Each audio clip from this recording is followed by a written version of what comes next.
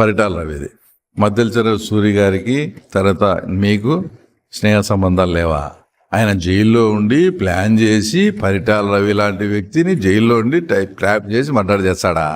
First బల్లార్లో RK అతని murder చేశారు. తర్వాత అనంతపూర్లో తగరకుంట ప్రభాకర్ రెడ్డి అని రవి అనుచరులను మర్డర్ చేశారు. మూడోసారి పరిటాల. అంటే మీకు ఇంటెలిజెన్స్ వ్యవస్థ లేదా?